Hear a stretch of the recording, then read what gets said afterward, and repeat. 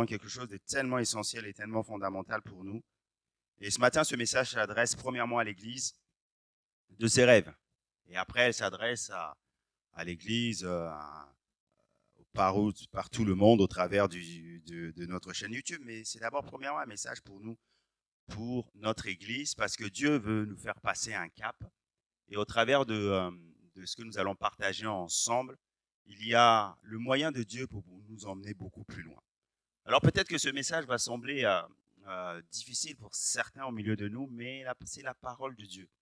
C'est la parole de Dieu parce qu'elle nous challenge. Elle nous emmène beaucoup plus loin. Amen. J'aimerais vous parler du fait ce matin que Dieu est un Dieu d'ordre. Et le PowerPoint va s'afficher. Dieu est un Dieu d'ordre. J'aimerais vous parler ce matin de l'ordre divin. Parce que l'ordre divin est tellement important parce que Dieu ne fait rien sans ordre. Et quand il agit dans notre vie, il est celui qui le fait, mais dans un ordre bien précis. Amen. Dieu est un Dieu d'ordre. J'aimerais lire avec vous dans 2 Timothée 4, 2. Il est écrit dans la parole de Dieu, prêche la parole, insiste en toute occasion favorable ou non, reprend, censure, exhorte avec toute douceur et en instruisant, et nous allons dire Amen. Et ce matin, je vais prêcher la parole, je vais reprendre, je vais exhorter, mais avec douceur. Alléluia. 1 Corinthiens 14, 103 à 40. Ça va être notre texte de base. Il est écrit, car Dieu n'est pas un Dieu de désordre, mais de paix. Comme dans toutes les églises des saints, que vos femmes se taisent dans les assemblées, car il ne leur est pas permis d'y parler, mais qu'elles doivent se soumettre, comme le dit aussi la loi, si elles veulent s'instruire sur quelque chose, qu'elles interrogent leur mari à la maison, car il est inconcevable, pour une femme de parler dans l'église. Serait-ce de chez vous que la parole de Dieu est sortie, ou est-ce que c'est à vous seul qu'elle est parvenue? Si quelqu'un croit être prophète ou dirigé par l'Esprit, qu'il reconnaisse dans ce que je vous écris un commandement du Seigneur. Et si quelqu'un l'ignore, qu'il l'ignore ainsi donc. Frères et sœurs, aspirez aux dons de prophétie et n'empêchez pas de parler en langue, mais que tout se fasse convenablement et avec ordre. Nous est dit la parole de Dieu. Amen. Amen. Je viens déjà dire que dans ce texte-là, nous n'allons pas tout expliquer, mais j'aimerais simplement mettre en lumière le contexte des Corinthiens lorsque Paul écrit cela. Dieu est un Dieu d'ordre et la Bible déclare que tout soit fait dans l'Église avec bienséance et avec ordre. Bien sûr, ce texte s'adresse d'abord à l'ensemble de l'Église, mais il s'adresse aussi à chacune de nos vies individuellement. Parce que c'est de ça aussi que j'aimerais parler ce matin. Mes frères et sœurs, nous sommes libres de choisir ce que nous voulons faire, mais si nous voulons vraiment plaire à Dieu, il nous faut suivre ses lois et ses principes. Est-ce que quelqu'un peut dire amen à cela? Oui. La Bible nous apprend que nous ne sommes pas parfaits. Vous le savez ça? Ah ouais, parce que des fois, il y en a qui cherchent une église parfaite. L'église parfaite, elle n'existe pas. Pourquoi? Parce que dès lors que toi, tu vas venir dans cette église-là, elle va devenir imparfaite. Vous pouvez dire aussi amen. Hein? Mais l'Écriture nous dit une chose. Tendons vers la perfection. Tendons vers la perfection. Donc, c'est ce que nous devons rechercher. Comment le rechercher? C'est avec les principes de Dieu. Dans le contexte, l'église de Corinthe va vivre un désordre et est en train de vivre ce désordre-là. Et toute la lettre, première lettre aux Corinthiens, au chapitre 14, traite vraiment de ces problèmes que les Corinthiens rencontrent. Et surtout, ils rencontrent cela dans la liturgie même du culte. Alors, qu'est-ce qui se passe dans cette église? Il y a des parlers en langue qui partent dans tous les sens. Plusieurs prophéties viennent en même temps. Lorsqu'ils se rassemblent pour l'adoration, la prière et l'enseignement, il y a toutes sortes de désordres qui sont là. Pendant que les uns sont en train de prier, d'autres sont en train de manger. Imaginez-vous un petit peu. Et Paul, à un moment donné, va dire que les choses sont devenues quelque part incontrôlables ici même à l'église de Corinthe. Il en résulte un désordre, du chaos, et Paul dit dans cette confusion qu'il n'est pas bon qu'il y ait ce désordre-là. Il dit que tout doit se faire avec bienfaisance et ordre, et que c'est cela qui est bénéfique pour l'avancement de l'Église. Alors Paul emploie des images. On n'a pas le temps d'aller, vous irez lire dans tout le contexte pour leur faire comprendre cela, mais le point est important, c'est qu'au chapitre 14, à partir du verset 23, il donne cette conclusion-là. Il dit, si donc, alors que l'Église entière est rassemblée, tous parlent en langue, et qu'il entre des simples auditeurs ou de non-croyants, ne diront-ils pas que vous êtes fous? Il dit, Dieu n'est pas l'auteur d'un tel désordre, et nous disons Amen. 2 points que j'aimerais partager avec vous ce matin et que je vais bien expliquer. Mon premier point est celui-ci pour que nous puissions comprendre parce qu'il nous faut une base. Et l'intention du message de ce matin, c'est de nous emmener en fait à vivre une victoire. C'est-à-dire que lorsque Dieu nous interpelle, c'est qu'il y a des éléments dans notre vie en fait qui empêchent l'action de son Esprit Saint. Dieu veut nous emmener quelque part, mais nous-mêmes, en fait, on peut saboter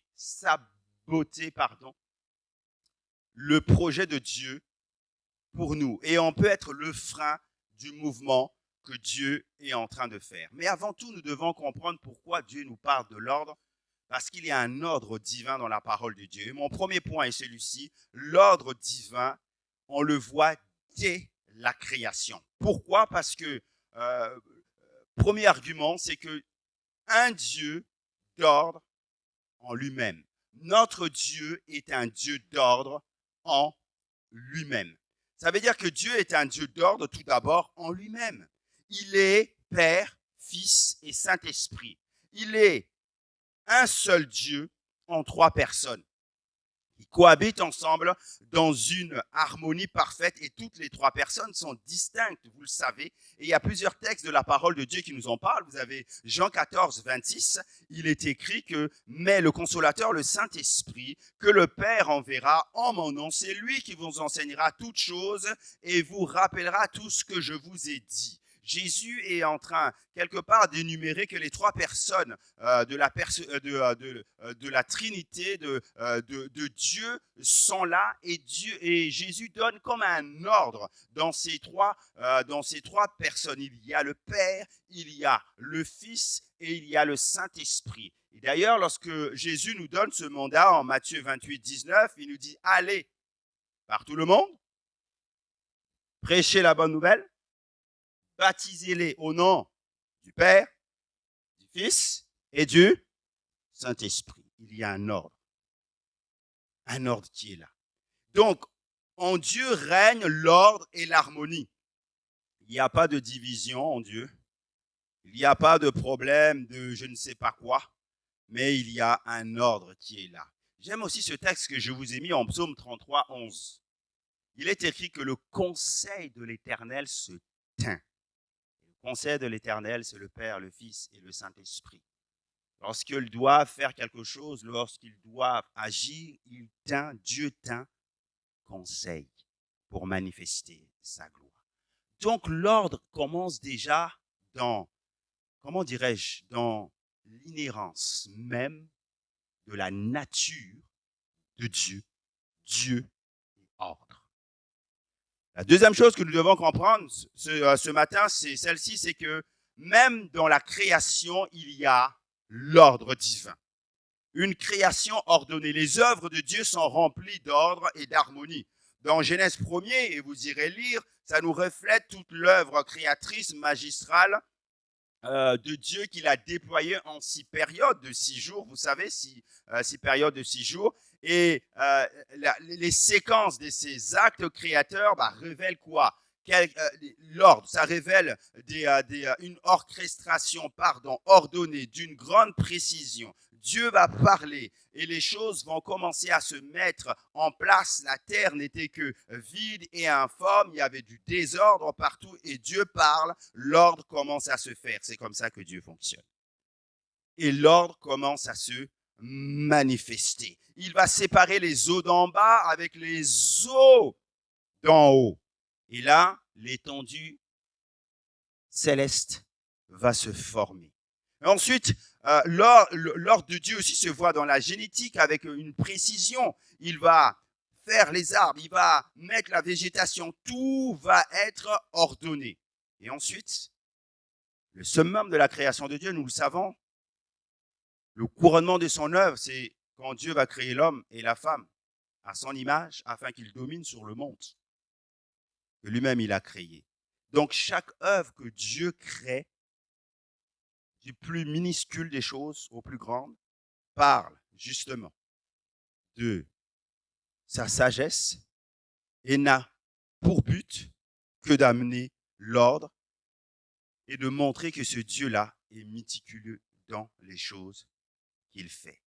Et même l'ordre se voit dans la création de l'homme et la femme. Ils ont été créés différents dans leur rôle au sein du mariage et au sein même de l'Église. L'ordre se voit aussi dans la société des anges que Dieu crée dans les cieux. C'est structuré, il y a un ordre précis avec des rôles différents. On parle d'archanges, on parle des chérubins et on parle de séraphins. Il y a un ordre. Notez maintenant Hébreux 11, 3, c'est ce texte qui est là. Il est écrit que c'est par la foi que nous comprenons que le monde a été formé par la parole de Dieu. Que le monde a été formé par la parole de Dieu. Et le mot formé, je vous l'ai dit en grec, c'est katharsiso. Ça signifie quoi? Mettre en ordre, arranger, organiser, structurer. Dieu a fait ça, il a structuré le monde, il a organisé le monde, il a arrangé le monde, il a formé ce monde-là pour que ça soit beau. Vous savez qu'à chaque fois, à chaque période, Dieu dit c'est bon, c'est bon, c'est bon. Et à la 6e période, il ne dit pas que c'est bon, il dit c'est très bon. Waouh! Il y a un ordre. J'aimerais parler à quelqu'un et dire que ce n'est pas par hasard que nous aimons les choses bien arrangées. Ce n'est pas par hasard que nous aimons que notre travail soit structuré et bien fait. Pourquoi? Parce que nous sommes à l'image de Dieu. Nous sommes à l'image de Dieu. Et Dieu est un Dieu d'ordre. Alléluia. Il a créé les choses différentes à chaque période. Il les a créées pour qu'elles soient bonnes et que tout se fasse dans une certaine harmonie. Et la question que je vous pose à chacun ce matin, est-ce que toi, lorsque tu viens apporter ton service à l'église, lorsque tu vis Dieu, est-ce que tu vis Dieu dans cet ordre-là, avec l'ordre? Est-ce qu'à la fin de ton service, lorsque tu as fini de servir Dieu, ou à la fin, lorsque tu as eu ton moment avec Dieu, tu dis aussi comme Dieu, c'est bien, c'est bon. C'est une question importante que je vous pose ce matin.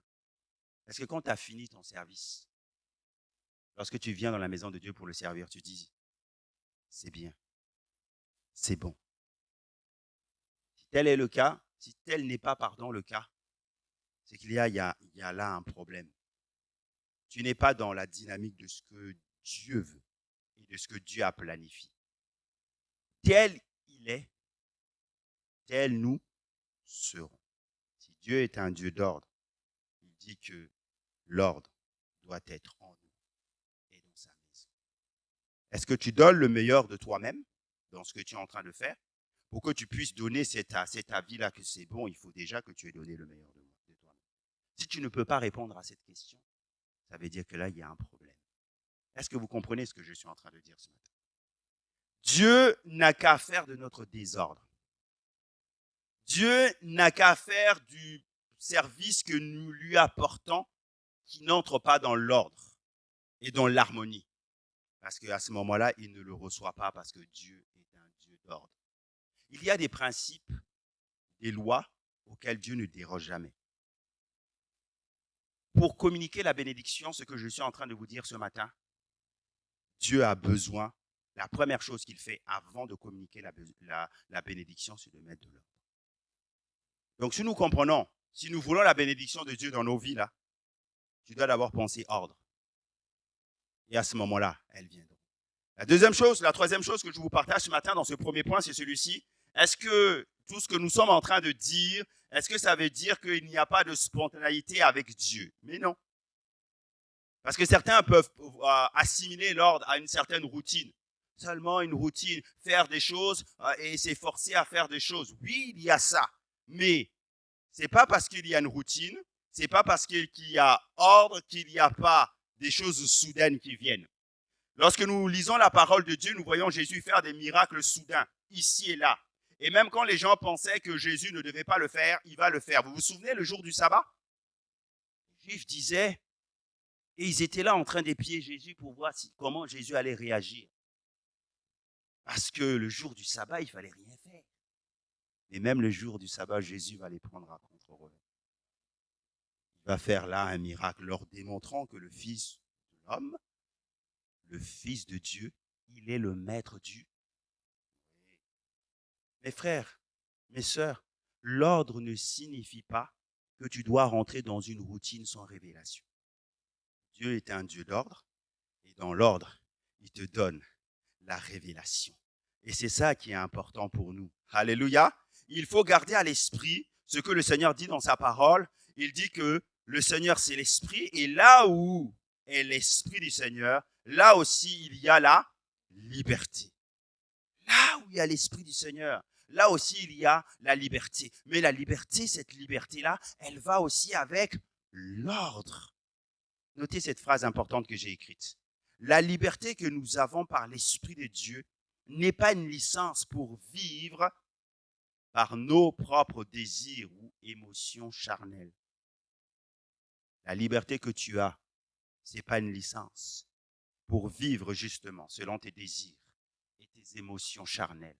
Parce que Dieu dit qu'il est un Dieu d'ordre, un Dieu d'ordre. Donc cette liberté, en réalité, elle est quoi? Elle doit nous permettre de profiter de notre vie en Christ dans le cadre de l'ordre divin que Christ, que Dieu a établi. Que Dieu a établi. Et c'est ça qui est important. Lorsque nous sommes dans l'ordre, lorsque nous marchons dans l'ordre de Dieu, Dieu nous donne cette révélation. Dieu nous donne des révélations pour aller beaucoup plus loin parce que Dieu, dans sa parole, c'est le Dieu du tout à coup, le Dieu du soudain. L'Esprit vient alors que tu es dans l'ordre, en train de faire quelque chose. Le Saint-Esprit vient pour t'emmener beaucoup plus tard. C'est ça qui apporte la bénédiction. Alléluia. Autre chose que nous voyons dans ce premier point, c'est la quatrième chose que je partage avec vous, c'est que le désordre et la confusion sont venus à un moment donné dans le monde, dans ce que Dieu avait établi. La révolte de certains anges sous la direction de Satan fut le premier désordre à apparaître dans la création que Dieu avait établie. Dieu est un Dieu d'ordre et dans sa création, ça a été.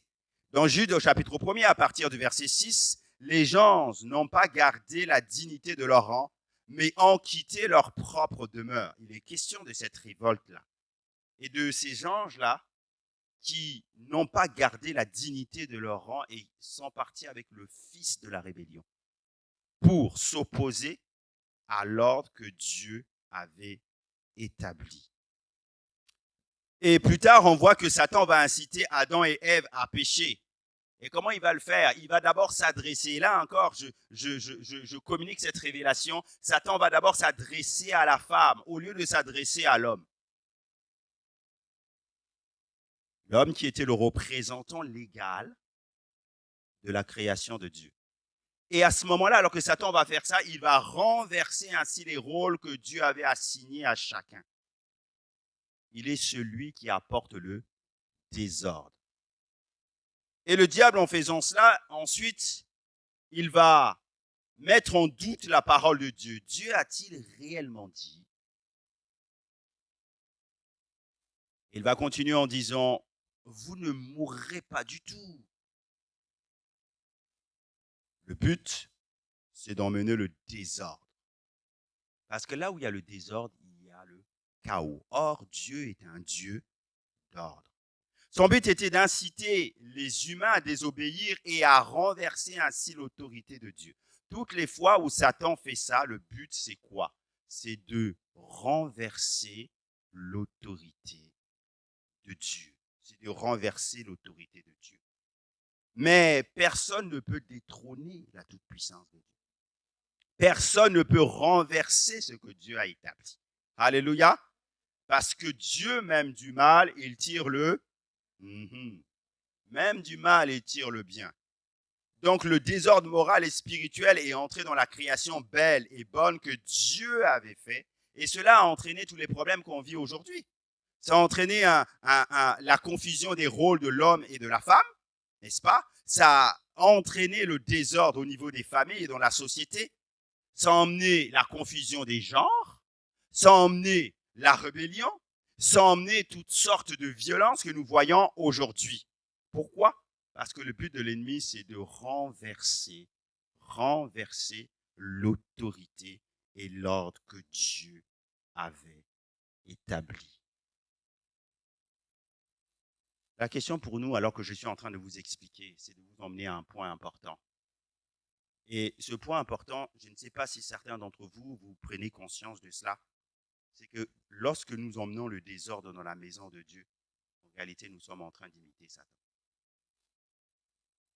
Nous sommes en train de renverser l'autorité de Dieu.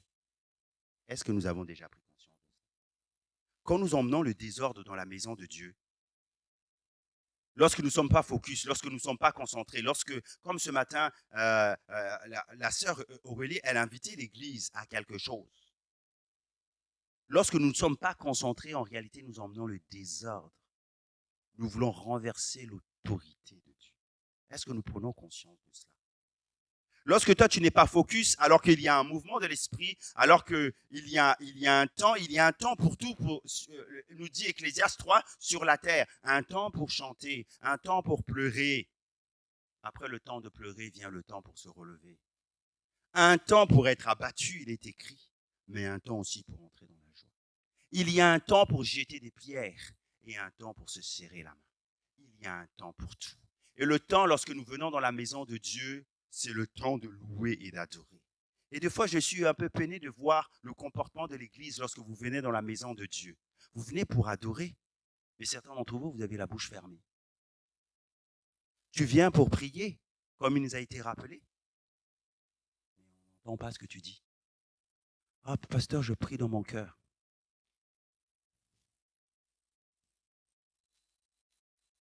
L'ordre dans la maison de Dieu. L'ordre dans la maison de Dieu. C'est la réalité, mes frères et sœurs. Lorsque le désordre est mis dans la maison de Dieu, en réalité, nous sommes en train de vouloir renverser l'autorité de Dieu. Et ça, c'est Satan. Dieu est un Dieu d'ordre. Alors ne sois pas rebelle. Je suis en train de vous dire que si tu veux être béni, commence par arranger ta vie. Regardez dans la parole de Dieu, lorsque Dieu fait une action, lorsque Jésus était sur terre, lorsqu'il rencontrait des personnes qui étaient possédées, comme le possédé de Gadara, lorsqu'il rencontrait toutes sortes de situations, avant de les emmener beaucoup plus loin, il les emmenait à réaliser qu'ils avaient besoin de l'ordre divin. Cet homme, le possédé de Gadara, il dormait dans les cimetières, il était nu. C'était quelqu'un qui était incontrôlable. Quand il va rencontrer Jésus, quand Jésus va proclamer sur lui la parole de Dieu et qu'il va réprimer ces démons, l'ordre va rentrer dans sa vie. Personne ne va lui dire il faut aller t'habiller. Personne ne va lui dire qu'il fallait plus aller dormir dans les cimetières. L'ordre entrant en lui, la bénédiction va se manifester dans ta vie, dans sa vie. Est-ce que vous comprenez ce que je suis en train de dire ce matin? Tu veux une vie bénie, mais ta vie est désordonnée. Tu n'arrives même pas le matin quand tu te réveilles à attraper ton bus à l'heure. Tu es désorganisé. Comment veux-tu que Dieu te parle de ce que tu vas faire dans la journée? Des personnes que tu peux rencontrer pour que tu sois un instrument de bénédiction alors que toi-même tu es désordonné. Tu n'es pas là au moment où Dieu veut se servir de toi. C'est juste un détail. Multipliez ce détail-là dans tous les domaines de votre vie. Vous ratez l'essentiel, vous ratez la pluie de Dieu, vous ratez la visitation de Dieu, vous ratez le timing de Dieu, vous êtes tout le temps en retard. À cause de quoi? Désordre. Tellement important que nous puissions comprendre ça, parce que ce que nous faisons en fait dans l'œuvre de Dieu, c'est spirituel. Le spirituel, là, il commence à partir du moment où tu prends conscience qu'il y a un ordre divin. Et si l'ordre divin n'est pas en toi, cette bénédiction-là, elle ne peut pas être relâchée dans ta vie. Entre dans cet ordre. Amen. Deuxième point que j'aimerais travailler avec vous, et on va entrer dans des choses un peu plus précises. Travaillons dans l'ordre. Nous allons voir à plusieurs argumentations qui nous montrent et qui nous montreront que nous devons travailler dans un ordre si nous voulons la bénédiction de Dieu. Dieu veut nous emmener dans une nouvelle étape. Mais on ne peut pas arriver à cette étape-là s'il n'y a pas d'ordre. Et au travers de plusieurs exemples et d'argumentations, je vais vous montrer ce que la parole de Dieu nous laisse et nous met en lumière pour nos vies, parce que l'ordre amène la bénédiction. Première argumentation, nous devons travailler dans l'ordre tout simplement. On vit dans un monde où le besoin d'ordre, il est flagrant. Regardez autour de vous. Il y a des choses qui vont vraiment dans tous les sens. Chacun pense pouvoir dire et faire ce qu'il veut. Les règles sont constamment bafouées par eux-mêmes qui doivent les faire respecter. Est-ce que vous avez vu ça? Les règles sont bonnes, les gens disent, mais pour les autres. Malheureusement, beaucoup trop de chrétiens aujourd'hui amènent cette philosophie, cette façon de penser dans l'Église pour fonctionner. Et dans certaines communautés, certains revendiquent de ne plus respecter aucune règle. Aucune règle. On crée des églises où c'est free. Il n'y a pas de règles. Parce qu'on ne veut pas se retrouver dans une église. On veut que ça soit des choses informelles. Ça, ce n'est pas le projet de Dieu. Dans certaines communautés, les gens s'organisent, même en groupe de pression, pour faire pencher les décisions de leur côté, dans leur sens. J'ouvre une parenthèse, je la ferme rapidement. Je dis que l'Église, c'est une théocratie, ce n'est pas une démocratie. Et on le verra tout à l'heure. Dans certaines églises, certains responsables aussi se soustraient à certaines règles. Et si les responsables se soustraient à certaines règles, ils ne peuvent pas influencer l'Église. Dans le bon sens. Et ça devient une catastrophe. Mais Paul dit et déclare que notre Dieu est un Dieu d'ordre. Et tout dans l'Église doit tendre et montrer que nous servons un Dieu d'ordre.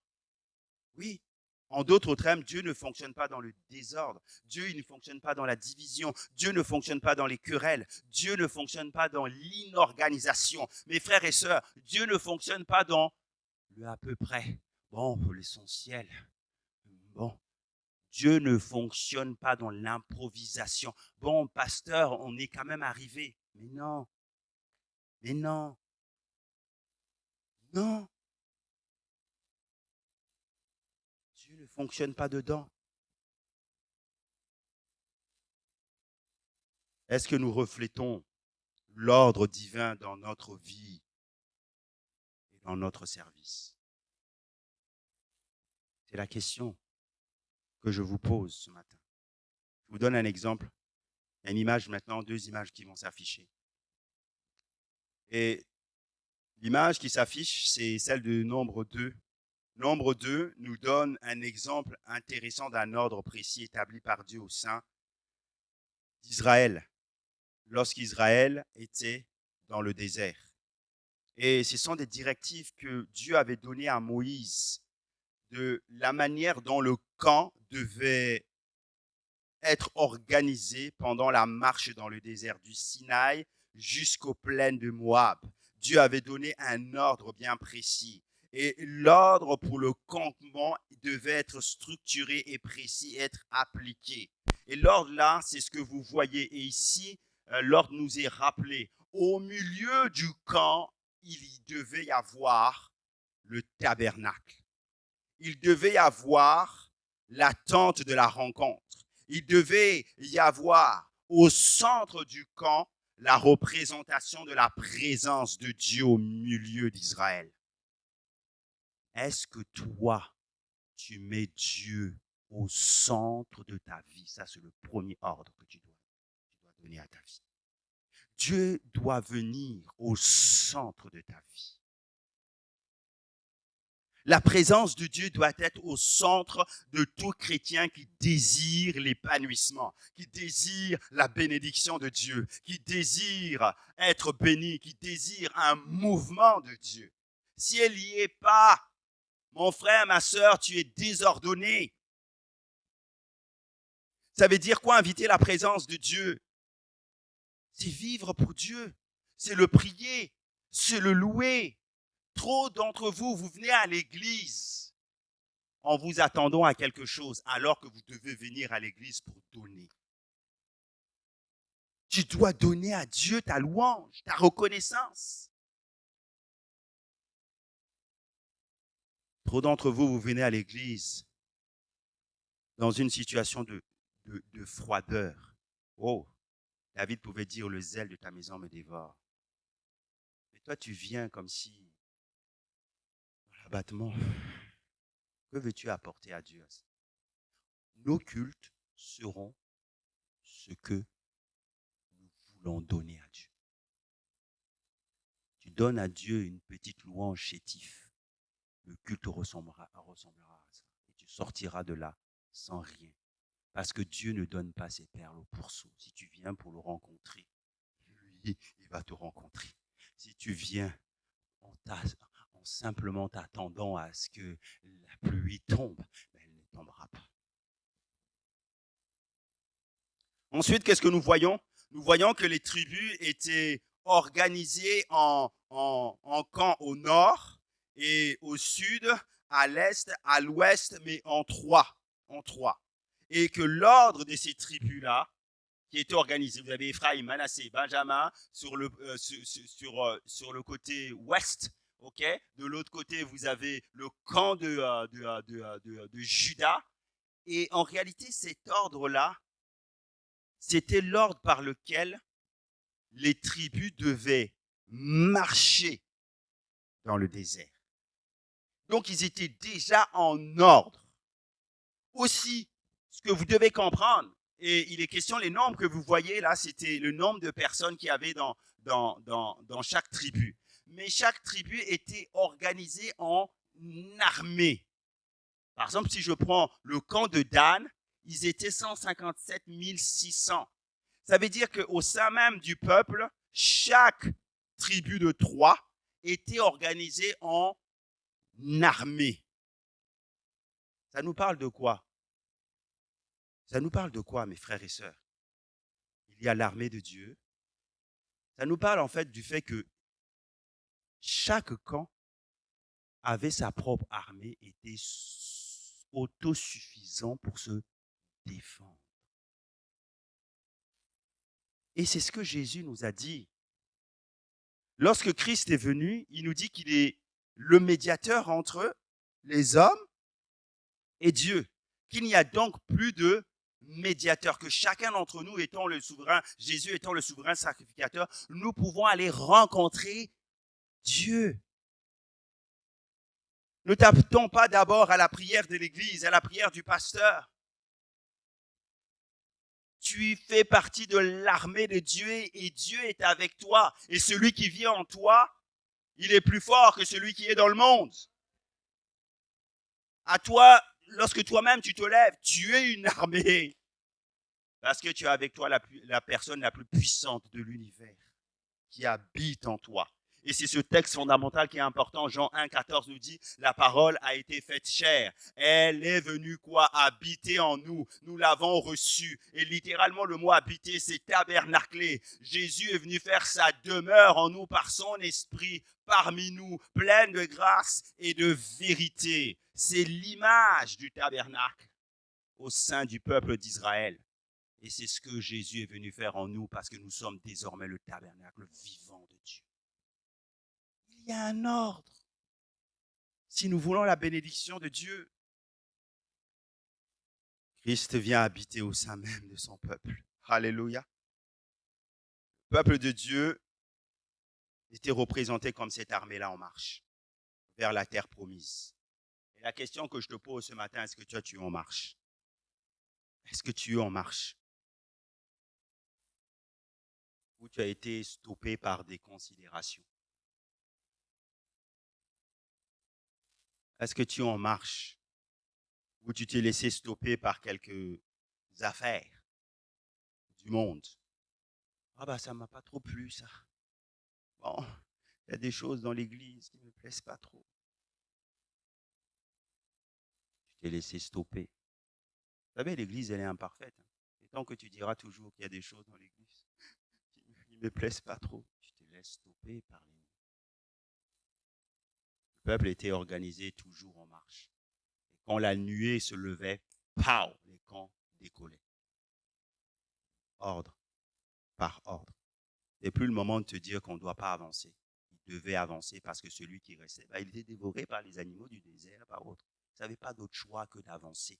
Dans l'église, on n'a pas d'autre choix que de suivre le Christ. Arrête de regarder à ta propre personne. Il y a un enjeu qui te dépasse. L'enjeu, c'est que Jésus revient bientôt. Et le diable, lui, il est au travail parce qu'il sait qu'il y a que peu de temps qui lui reste. Et dans ce peu de temps, il veut emmener le maximum de personnes avec lui. Pourquoi tu regardes à certaines considérations? Pourquoi tu te laisses arrêter?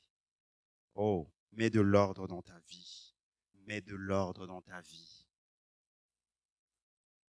Deuxième chose que je vous partage dans ce point, c'est que nous ne pouvons pas commencer les choses, écoutez-moi bien, à l'envers.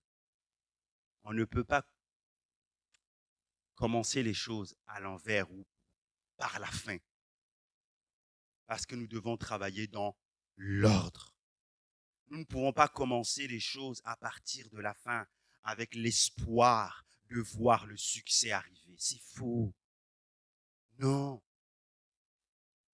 Le bébé qui est né, la petite Zoé, elle commence par du lait avant de commencer à manger la nourriture solide. Eliana, ce matin, elle a mangé du poulet, elle a pris du poulet, elle est déjà un peu avancée, elle peut maintenant prendre des cuisses de poulet. Dès lors que j'ai constaté, un de mon petit neveu aussi, dès lors qu'il commence à tenir les choses, c'est fini. Là, ça veut dire que là, maintenant, ça commence à être prêt pour encaisser la nourriture solide. Vous comprenez?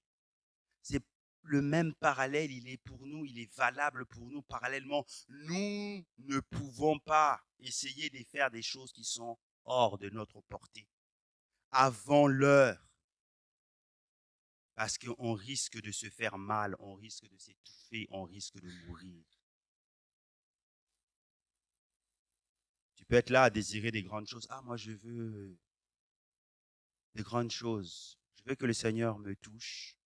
Je veux que le Seigneur me donne un mari. Je veux une grande maison. Je veux ceci. Je veux... Tu rêves des grandes choses. Mais l'ABC même, tu ne connais pas. L'ABC de l'évangile, tu ne connais pas. Le peu, tu ne connais pas. Mais toi, tu rêves des grandes choses. J'ai une bonne nouvelle pour toi. Ça ne va pas arriver.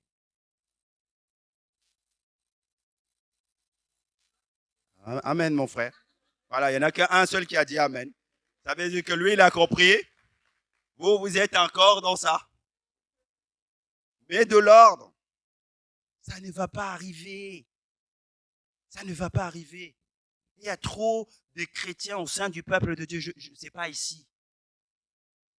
C'est pas assez rêve. C'est dans les autres églises. Trop. Ma soeur, toi aussi, tu as compris.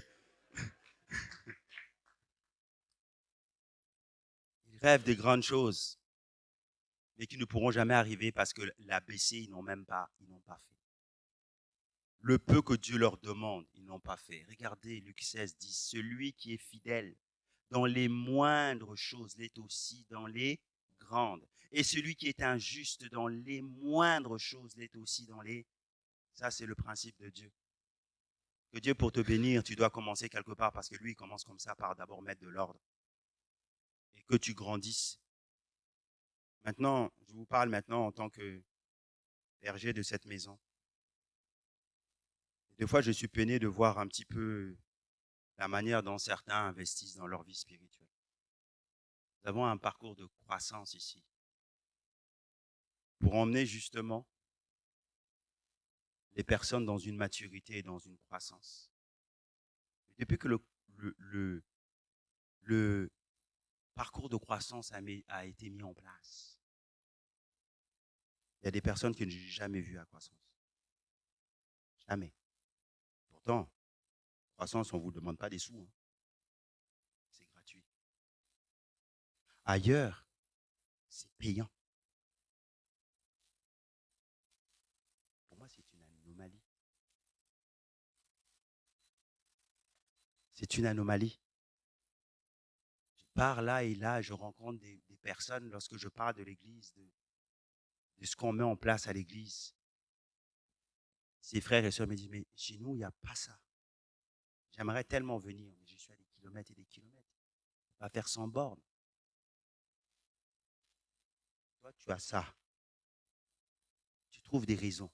La pluie, le froid, la neige. Et deux fois, je m'interroge, je dis, c'est toujours les jours, c'est une fois par mois croissance. Mais c'est toujours le jour où il y a croissance, puis t'arrive les pires malheurs. Pose-toi la question. C'est que ta vie, elle n'est pas ordonnée. Et les autres fois, il n'y a rien, tu es libre. Hein? Mais c'est le jour de croissance où, pasteur, j'étais.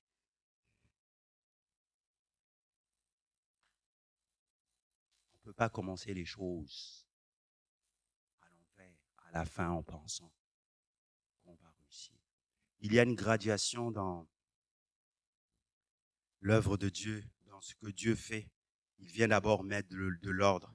Après, il met en nous ce qu'on appelle la semence de croissance et ça germe. Ça ne se fait pas comme cela. Il y a une progression. Je vous encourage à investir dans votre vie si vous voulez que la gloire de Dieu se manifeste. Parce que Dieu ne fait pas les choses en commençant par la fin. Troisième chose. Tous ceux qui travaillent doivent le faire avec intelligence et non avec une insouciance et une négligence. Parce que Dieu est un Dieu d'ordre. Et tout ce qui se fait sous le ciel et dans le ciel, en réalité, s'exécute avec un ordre parfait dans le mouvement de Dieu. Et l'armée des anges déploie son activité dans une soumission et dans une discipline rigoureuse. C'est ce que nous voyons au travers de l'Écriture. Et ici-bas, aucune entreprise, écoutez-moi bien, aucune entreprise ne réussit s'il n'y a pas d'ordre, s'il n'y a pas une vision pour aller réussir. Ben, il en va de même pour l'œuvre de Dieu. Dieu réclame aujourd'hui de l'ordre, de la méthode dans son œuvre. Ceux qui travaillent dans l'œuvre de Dieu, quel que soit le ministère que Dieu t'a donné, tu dois le faire avec intelligence. Tu dois le faire avec intelligence et non pas avec une négligence ou une insouciance. Pourquoi? Parce que Dieu marque son œuvre du sceau de son approbation, mes frères et sœurs, lorsque cette œuvre-là est accomplie avec foi et exactitude. Et c'est là que Dieu apporte le sceau de la bénédiction. Amen. L'insouciance va nous désorganiser. Elle va apporter cette désorganisation dans toutes les tâches que nous allons entreprendre. L'insouciance va faire que la finalité de ce que tu vas faire, ça sera, mes frères et sœurs, et je le dis ce matin, caractérisé quelque part par le péché. Oui. Parce que le péché, c'est quoi? C'est manquer le but. Si Dieu est un Dieu d'ordre, tu amènes le désordre, tu manques le but. Et ce que tu fais, l'œuvre que tu fais là, en réalité, Dieu ne l'agrée pas. C'est comme le péché. Ce matin, je ne dis pas ça pour vous embêter ce matin, mais j'aimerais vous emmener à comprendre une chose essentielle, c'est qu'il y a des vies que Dieu ne bénit pas. Au sein de son peuple, il y a des vies que Dieu ne bénit pas parce que ces vies-là, non seulement ne l'honorent pas, mais elles sont dans le désordre. Et le désordre, il commence là et il va là. L'Écriture nous dit que le cœur, c'est le siège de notre pensée, de notre volonté. Tout vient du cœur. David, homme selon le cœur de Dieu. Quand tu es homme ou femme selon le cœur de Dieu, Dieu peut se servir de toi. Mais si ici, là, c'est désordonné, ça veut dire que la première chose que nous avons vue avec le campement d'Israël, si la présence de Dieu n'est pas au centre, c'est désordonné. Ça veut dire que tu vis pour tes propres motivations. En fait, ce qui t'intéresse, ce n'est pas l'œuvre de Dieu en premier. Ce qui t'intéresse, ce n'est pas Dieu. Ce qui t'intéresse, c'est toi-même. C'est le petit mari que tu auras, la petite femme que tu auras, la petite maison que tu vas avoir. C'est ton confort, c'est tout ça. Dieu n'est pas au centre de ton tabernacle. Tu es dans le désordre. Et à ce désordre-là, Dieu n'apporte pas la bénédiction. Dans quel état d'esprit viens-tu dans la maison de Dieu, mes frères et sœurs? Et là, je pose une question importante. J'aimerais inviter Aurélie à venir au piano. Dans quel état d'esprit tu viens dans la maison de Dieu le dimanche matin? Tu viens pour rencontrer Dieu ou tu viens pour te faire plaisir? Si tu viens pour te faire plaisir, tu es dans le désordre. Mais si tu viens pour rencontrer Dieu, il y a déjà une soif qui est là. Mais dans quel état d'esprit viens-tu pour servir Dieu? On a tous des vies, hein? On a tous des vies. Mais mes frères et sœurs, ceux qui réussissent, c'est ceux qui ont appris dans leur vie, quel que soit ce que vous faites dans le monde, ici, à faire les vrais choix. C'est dimanche soir, si samedi soir, pardon, avant de venir le dimanche matin servir. Du matin jusqu'au soir, et très tard le soir. Tu vas passer ton temps à faire des fêtes. Passer ton temps ici et là, alors que dimanche matin, c'est le jour du Seigneur. Où ce dimanche-là, tu sers. Malheureusement, lorsque nous venons comme ça, et lorsque nous avons passé un samedi comme ça, c'est très rare d'être efficace le dimanche matin. Nous devons prendre conscience de cela. Tu as un dimanche ici où tu sers à l'église. Ce dimanche-là, sois 100% pour Jésus. Parce que les autres samedis, tu peux faire la fête. Si tu veux faire la fête. Ça, c'est l'ordre. Parce que si la veille, tu t'es couché très très tard, malheureusement, tu ne seras pas efficace. Tu viendras et tu vas te reposer cette question, est-ce que ce que tu as fait était bon? Je te laisse la poser toi-même, cette question, parce que c'est à toi de la poser.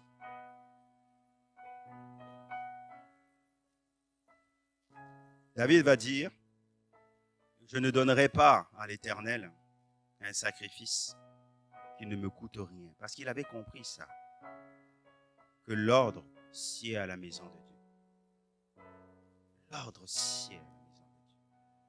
Dans Esdras 6, 9, la parole de Dieu nous dit, vous fournirez aussi chaque jour aux prêtres de Jérusalem tout ce qui est nécessaire pour les holocaustes du Dieu du ciel, de jeunes taureaux, de béliers, des agneaux, afin que, ainsi que du froment, du sel, du vin et de l'huile, vous leur remettrez selon leur demande et sans négligence.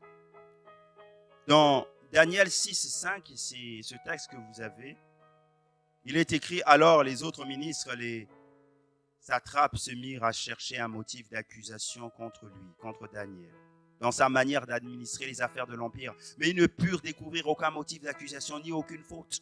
car il était fidèle, de sorte qu'on ne pouvait trouver en lui ni négligence, ni faute. Ce matin, imite Daniel. Imite Daniel. Qu'on ne puisse point trouver en toi ni négligence, ni faute dans ta manière d'adorer Dieu, dans ta manière de servir Dieu. Parce que c'est à ce moment-là que Dieu va envoyer la bénédiction. La bénédiction. Ah, dans Esdras 6, 9 que nous venons de lire, il est question d'offrandes que l'on apporte. Écoutez, à Dieu sans négligence. Ce matin, je te pose juste une question et je laisse ça sur ton cœur. Où en es-tu par rapport à la dîme et au don que tu apportes à Dieu? T'en es où?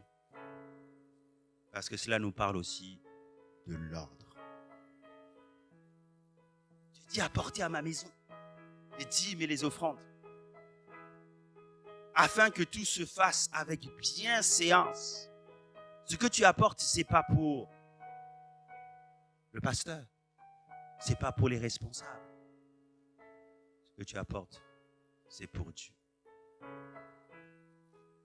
Encore une fois, alors on m'a dit, c'est pas ici.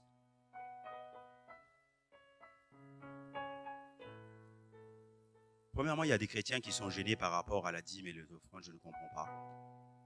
On verra tout à l'heure que dans la parole de Dieu, Dieu parle d'argent. Et que, en réalité, l'argent n'est que le moyen, l'instrument de Dieu pour accomplir ses projets. Ensuite, il y a des chrétiens qui se permettent, en réalité, parce qu'ils n'ont pas compris, en réalité, que l'ordre apporte la bénédiction. Je te dis, mais ce mois-ci, j'ai pas, alors je ne vais pas donner. 2 mois après, j'ai toujours pas donné. Je donnerai 5 mois. Dans 5 mois. Quand tu fais ça, en fait, tu n'es pas dans l'ordre de Dieu. Tu es désorganisé même dans tes dîmes et tes offrandes. Comment veux-tu que la bénédiction vienne sur toi? Dieu dit dans Malachie 3, vous me dupez par vos dîmes et vos offrandes. Voilà pourquoi j'ai fermé le ciel. En fait, ce que Dieu regarde, on l'a lu tout à l'heure dans Luc, c'est ta fidélité. Les petites choses. Est-ce que tu es fidèle dans les petites choses mensuellement? Prenons conscience de cela. Parce que c'est tellement facile de dire, le mois prochain, dans 2 mois, dans 3 mois. Dieu te parle de fidélité. Dieu te parle d'ordre. C'est cet ordre-là qui est important pour nous de comprendre.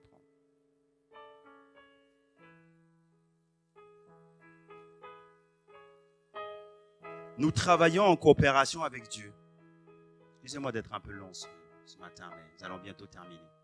4e, nous travaillons en coopération avec Dieu. Ça veut dire quoi? Ça veut dire que nous travaillons avec Dieu. Pourquoi? Parce que nous ne sommes pas suffisamment sages et intelligents pour agir seuls. On a besoin du Saint-Esprit même de Dieu. Et Dieu dit, il veut que son armée soit composée de soldats disciplinés, pas des soldats indisciplinés. Pas des gens qui ne sont pas sanctifiés, qui marchent dans les désordres. Mais il veut une armée ordonnée, disciplinée. Et il est indispensable de travailler dans l'ordre en suivant un plan bien précis. Et le plan précis, c'est celui que Dieu a communiqué à cette église. Il y a une vision dans cette église. Mais toi, tu veux faire ta propre vision. Tu es dans le désordre.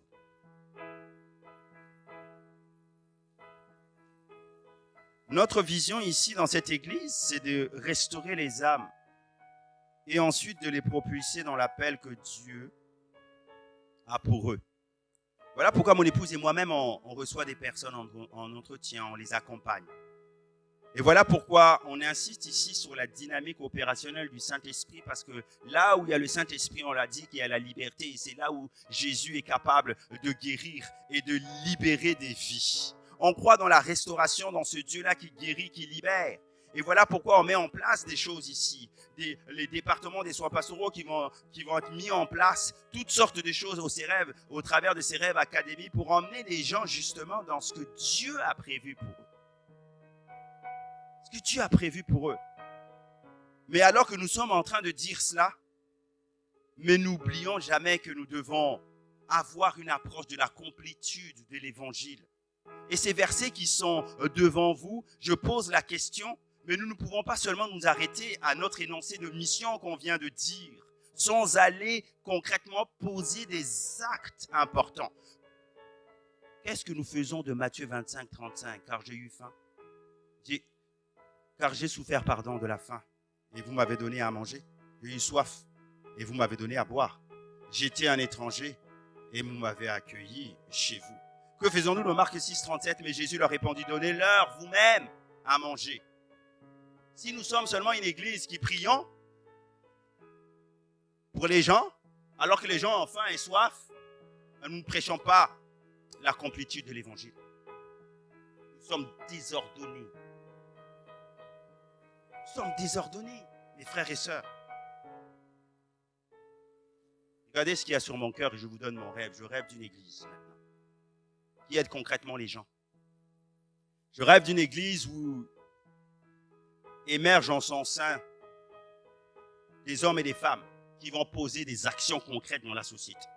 Ils ne vont pas simplement dire on prie pour toi. Je rêve d'une église où en son sein il va y avoir des hommes et des femmes qui vont apporter des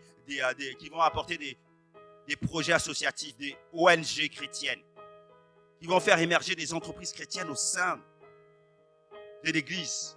Pourquoi ? Pour impacter les nations, pour évangéliser, pour multiplier ses rêves, pour soutenir l'implantation d'églises, pour emmener la grâce de Dieu au travers d'orphelinats auprès de tous ceux et de celles qui en ont besoin. On ne peut pas juste se contenter de prier. Jésus va le dire à ses disciples, donnez-leur vous-même à manger. Parce que Jésus voyait que la foule était affamée, qu'elle avait des besoins spirituels. Je rêve de cette église-là. Je rêve de cette église qui comprend que l'argent a sa place dans la Bible et dans la maison de Dieu.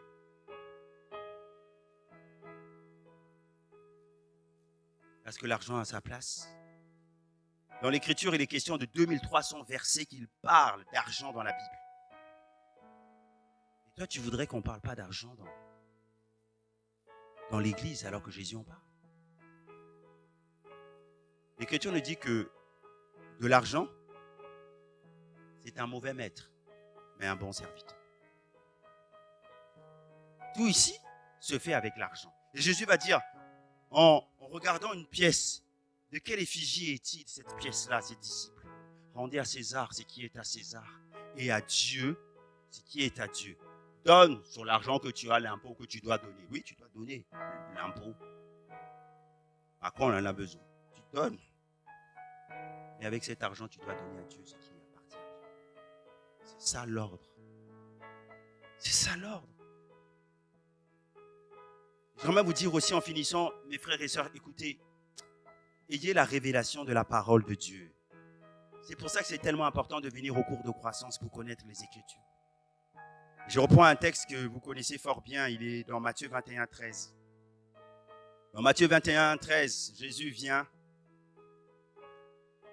et il dit, ma maison sera appelée une maison de prière et vous en faites une caverne de voleurs. Parce que souvent, notre rapport à l'argent, je trouve qu'il est biaisé. Pourquoi ? Parce qu'il nous manque la connaissance. Quand Jésus vient et enlève les trafiquants du temple parce qu'ils avaient pris la place de Dieu, il dit, ma maison sera appelée une maison de prière, mais vous en faites une caverne de voleurs. Il est en train de dire quoi ? Il n'est pas en train de s'attaquer à l'argent, mais il est plutôt en train de s'attaquer au comportement des gens qui faisaient du trafic dans la maison de Dieu. Et j'aimerais simplement vous l'expliquer en vous emmenant dans le contexte et vous dire que Dieu avait établi un ordre dans sa maison. C'est que celui ou celle au sein du peuple d'Israël qui devait aller au temple pour faire l'offrande, s'il n'avait pas eu le temps d'acheter l'offrande, ou s'il n'avait pas d'argent, pouvait venir s'adresser au sacrificateur et payer l'offrande au sacrificateur. Mais vous devez comprendre qu'il y a des offrandes qui étaient plus chères que d'autres. Par exemple, l'Holocauste était plus cher que la tourterelle. Mais là où Jésus s'insurge, c'est à l'égard des trafiquants qui étaient là, qui avaient pris la place des sacrificateurs. Vous savez ce qu'ils faisaient? Ils faisaient du dumping. C'est-à-dire qu'ils vendaient au peuple de Dieu plus cher que ce qui était établi dans le temple. 4 fois, 10 fois plus cher. Voilà pourquoi Jésus, lorsqu'il voit ça, il dit « Ma maison sera appelée une maison de prière. J'avais établi un ordre dans ma maison. Et vous en avez fait une caverne de voleurs parce que vous prenez des marges qui sont considérables.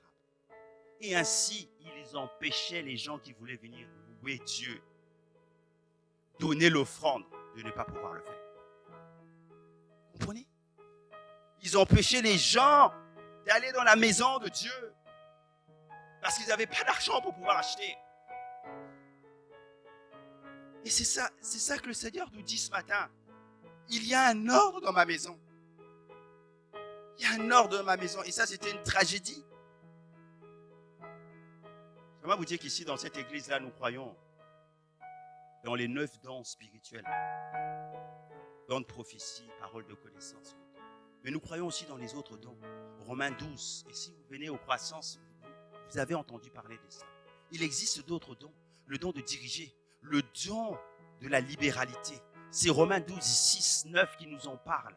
Et ces dons-là, nous voulons les faire émerger dans cette église. Parce que c'est cela, vivre la complétude de l'évangile. Et si tu as reçu le don de libéralité, merci Seigneur.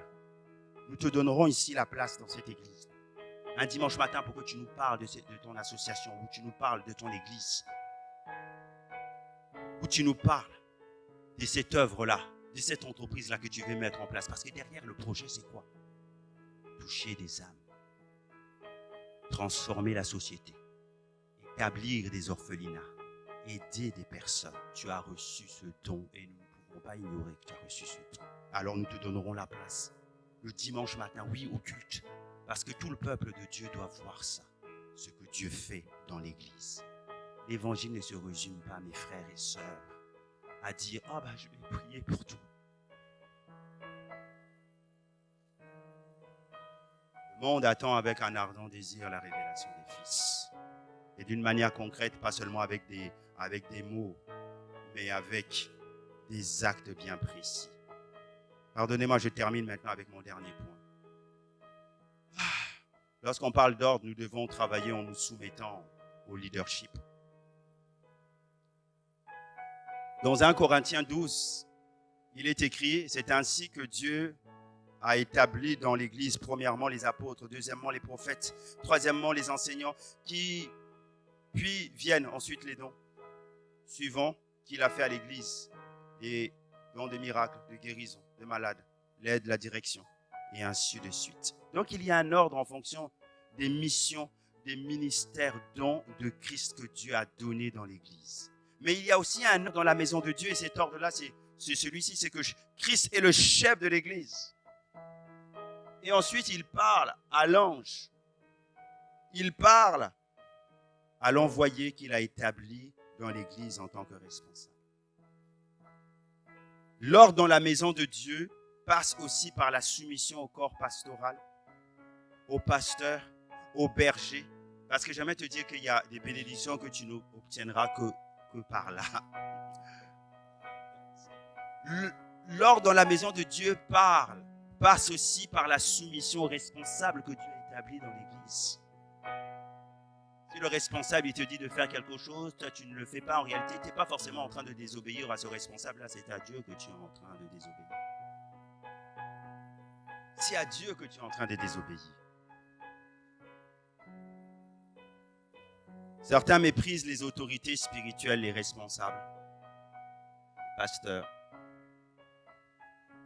Et là maintenant j'ouvre une parenthèse et excusez-moi ne veux pas gêner Ketli ce matin. Certains d'entre vous, vous méprisez la servante de Dieu que Dieu a donnée au corps de l'Église. Ici. Quand je parle de vous, je ne parle pas seulement de l'Église CRL, je parle aussi d'autres ailleurs. Parce que je me rends compte qu'elle travaille beaucoup. Ici, là et ailleurs. Elle ne reçoit pas de salaire de l'Église. Mais elle fait deux travails pour l'Église et son propre travail. Est-ce que toi, tu es capable d'en faire autant? La Bible nous dit d'avoir de la déférence à l'égard des conducteurs. Ces textes ils sont affichés, Hébreux 13, 17, il nous est dit, obéissez à vos conducteurs et ayez pour eux de la déférence, car ils veillent sur vos âmes, comme devant en rendre compte. Qu'il en soit ainsi afin qu'ils le fassent avec joie et non en gémissant. Ce qui sera pour vous d'aucun avantage. 1 Thessaloniciens 5,12 nous dit, nous vous prions, frères, d'avoir de la considération pour ceux qui travaillent parmi vous, qui vous dirigent dans le Seigneur et qui vous exhortent. Laissez-moi vous ouvrir un petit peu mon cœur. Et des fois, ce qui me chagrine, c'est l'indifférence avec laquelle et le manque de reconnaissance certains font preuve à l'égard de mon épouse. Vous ne savez pas, mais elle travaille beaucoup. Et elle aide beaucoup de gens. Et qui ne sont pas forcément ici dans l'église, qui sont dans d'autres églises. Dans d'autres églises. On la sollicite. Elle suit ces personnes-là. Elle suit ces femmes. Elle les emmène vraiment parce que lorsqu'elle est sollicitée, c'est des situations de blocage. Et Dieu intervient. Dieu bénit. Mais des fois, ce qui me chagrine, c'est de voir un petit peu le manque de reconnaissance que certains peuvent avoir. Et pourquoi je vous parle de ça? Parce que vous devez comprendre qu'en réalité, il y a une bénédiction qui est attachée à l'ordre spirituel que Dieu a établi dans l'Église. Et souvent, lorsque elle rencontre ces personnes-là, ou lorsqu'on les rencontre, on n'a jamais su auquel moment où Dieu a béni, mais pourtant on savait que Dieu avait béni. Il n'y a pas eu de retour, même pas un simple merci. Et tu agis. C'est important de venir rendre témoignage à Dieu. C'est important. On n'a jamais su. Aucune reconnaissance. C'est pas ça pour que vous puissiez la prendre en pitié. Non, non, non. C'est pas ça le but. Le but, c'est pour vous, pour que vous puissiez comprendre comment Dieu fonctionne. Et j'aimerais vous dire que les païens sont même plus reconnaissants que certains chrétiens. Ouais. Parce que dans son travail, elle a l'occasion de rencontrer beaucoup de païens. Prie pour eux. Elle agit dans leur vie. Ils obtiennent. Ils sont beaucoup plus reconnaissants que certains chrétiens. C'est ça qui est problématique, les frères et sœurs. Mais nous devons comprendre qu'il y a une bénédiction qui est attachée au fait de recevoir un prophète en qualité de prophète. De recevoir un homme et une femme de Dieu en qualité de prophète. Il y a une bénédiction qui est à ce moment-là relâchée dans ta vie. Parce qu'en fait, tu t'inscris dans cet ordre que Dieu a établi. Sinon, ça peut te fermer le ciel. Dans Matthieu 10, 41, celui qui reçoit un prophète en qualité de prophète recevra une récompense de prophète. Et celui qui reçoit un juste en qualité de juste recevra une récompense de juste. Quand vous obéissez au leadership, vous ne contredisez pas l'ordre divin. Au contraire, vous l'appliquez. Et la bénédiction de Dieu vient sur vous. Et la bénédiction de Dieu vient sur vous. Vous voyez, il y a des choses que l'on peut seulement rater comme ça. Parce qu'on n'a pas honoré. Parce qu'on n'a pas honoré. Ce n'est pas le fait, comprenez, de remercier même matériellement, financièrement qui est important. C'est l'honneur. C'est ces 10 lépreux que Jésus guérit, mais il n'y en a qu'un seul qui revient. Jésus dit bien, en nous montrant, il suffit seulement de trouver toi pour venir rendre gloire à Dieu. Et en plus, l'Écriture nous apprend qu'il n'était même pas du peuple d'Israël. Notez bien ce que je viens de dire tout à l'heure. En disant que ceux même de l'extérieur sont beaucoup plus reconnaissant. C'était un Samaritain. C'est un Samaritain, un non-croyant qui vient remercier le Seigneur.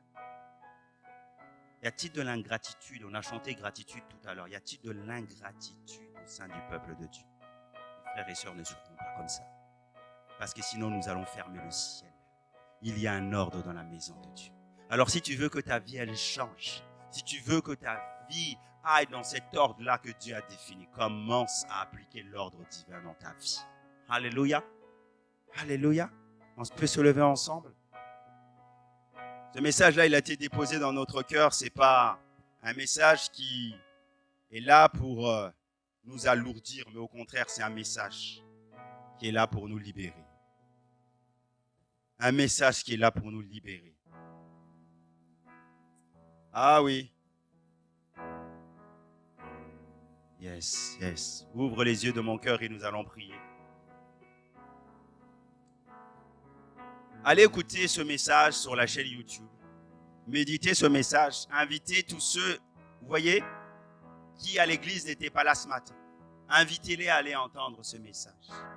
Parce que c'est un message réellement qui libère. Et qui a pour but de nous libérer. Afin que nous puissions changer notre positionnement. Ouvre les yeux de mon cœur. Ouvre les yeux de mon cœur, Père. Ouvre les yeux de mon cœur. Je désire te voir. Seigneur, je désire te voir. Je désire te voir. Dites-le, chantez maintenant. Chantez maintenant. Ouvre les yeux de mon cœur, Père. Tout à l'heure, on demandera au groupe de louanges de s'arrêter et de mettre en application ce que nous avons appris ce matin. Et on va laisser l'église chanter. Je désire te voir. Ouvre les yeux. Ouvre les yeux de mon cœur, Père. Ouvre les yeux de mon cœur.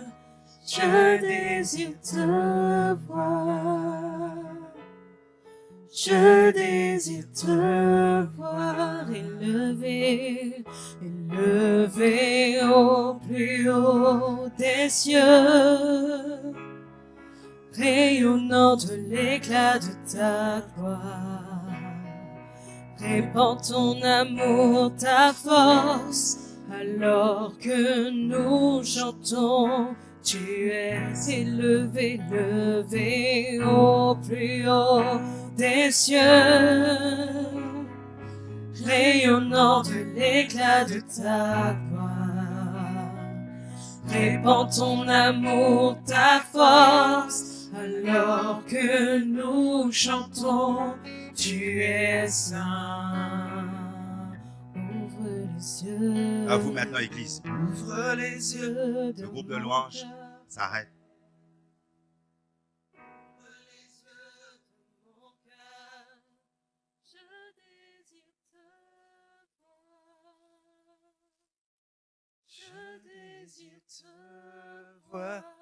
Ouvre les yeux, ouvre les yeux.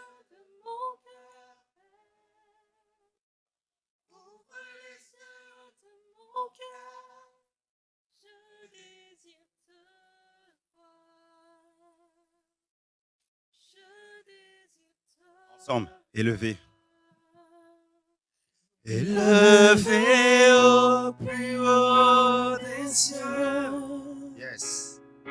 Rayonnant de l'éclat de ta gloire.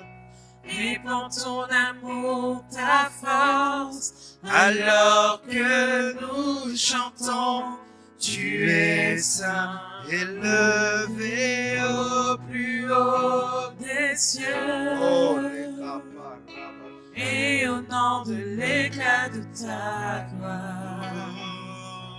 Répands ton amour, ta force, alors que nous chantons, tu es saint.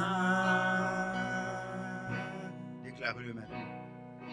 Tu es saint, Tu es saint. Déclarez-le, on va terminer bientôt. Tu es saint. Tu es saint. Tu es saint. Tu es saint. Je désire te voir. Nous allons maintenant prier ensemble alors que les musiciens continuent à jouer. La prière que tu vas faire ce matin, elle t'appartient, c'est toi-même. Suite à l'écoute de ce message, Dieu t'appelle à un ordre, à ranger ta maison, à ranger le tabernacle vivant que toi tu es, à prendre des décisions pour que tu puisses vivre des temps bénis. Ça t'appartient à toi de réformer ta vie. Et cet ordre divin, elle commence par les choses simples. Ce matin, je n'ai pas parlé d'horaire, mais ça fait combien de temps que tu n'es pas venu à l'heure à l'église? Ça fait combien de temps? Tu ne peux pas passer du 1er janvier au 31 décembre à être tous les jours, tous les dimanches en retard à l'église. Il y a un problème.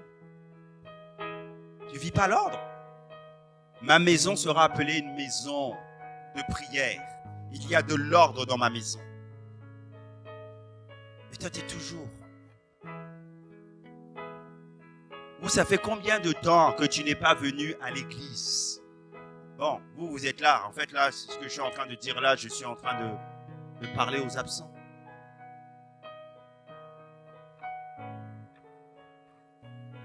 Sur un mois, combien de fois viens-tu le dimanche, viens-tu à l'église? Combien de fois tu participes aux réunions? Je pense que dedans là, est-ce que tu comprends que ta fidélité amène la bénédiction? Comment tu peux te permettre pendant un mois de ne pas venir à l'église? Mets de l'ordre dans ta maison. Et comme Israël, amène Dieu au centre du camp.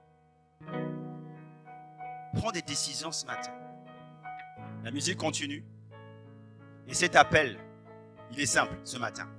Prends des décisions qui s'imposent pour mettre de l'ordre dans ta vie ce matin. Quand tu viens dans la maison de Dieu, approche-toi pour écouter au lieu de parler. Parce qu'en parlant, tu empêches même ceux qui veulent écouter d'écouter la parole. Prends des décisions simples. Et moi, je vais simplement vous accompagner tout à l'heure dans la prière, mais c'est à toi de prier.